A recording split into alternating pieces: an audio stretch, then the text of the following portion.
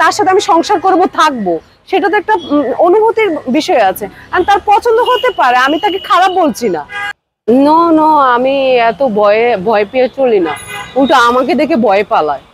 কারণ কারণ আমি কাউকে ভয় পেয়ে চলি না, বিকজ অফ আমি খুব সাহস নিয়ে চলি। আর এই দুনিয়াতে আমি মানুষকে তো, মোট কথা মানুষকে তো ভয় পাই না। কারণ আমার যেদিন মৃত্যু হবে সেদিন আল্লাহ তাআলা আমার মৃত্যু যেভাবে লিখে রেখেছে সেভাবে হবে, এটা আমি সবসময় বিলিভ করি। সো মৃত্যুকে আমি ভয় পাই না।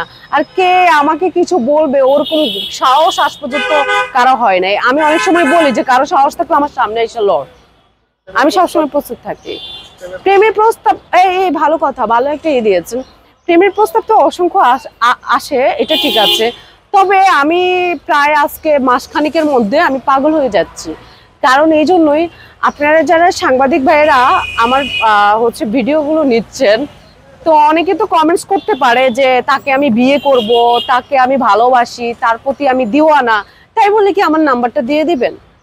এরকম সাংবাদিকরা আমার নাম্বারটা দিয়ে দিচ্ছে, তো তাদেরকে আমি হাত জোর করে বলছি প্লিজ আমার নাম্বারটা এভাবে ছড়াবেন না।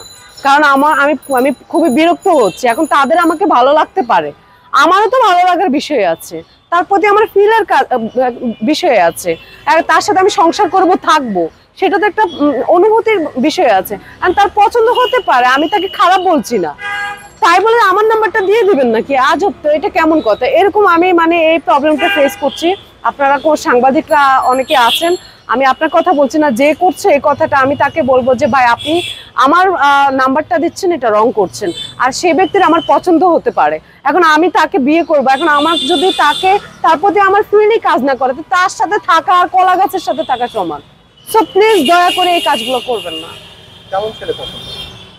সেটা আমার ভালো লাগার উপরে ডিপেন্ড করবে। আমি তো অবশ্যই, আমি যেমন স্মার্ট আমি তেমন স্মার্ট একটা ছেলে খুঁজবো, আমি তেমনই ছেলে চাইবো, তাই না? এটাই তো চাওয়া উচিত। তো আমার ভালো লাগার উপরেই তো সবকিছুই কাজ করবে। এখন অন্য একজনের ভালো লাগছে আরেকজনের ভালো লাগে না, এটা তো হবে না। অবশ্যই দুজনের ভালো লাগার বিষয়টাও কাজ করতে হবে।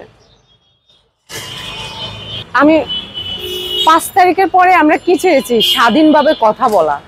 তো সে স্বাধীনভাবেই তো কথা বলছি। সেখানে যদি কেউ আমাকে যদি হচ্ছে মানে দেখায়, ঠিক আছে, যে খবর আছে, খবরদারি দেখায়, আমার কাছে তার টাইম নাই।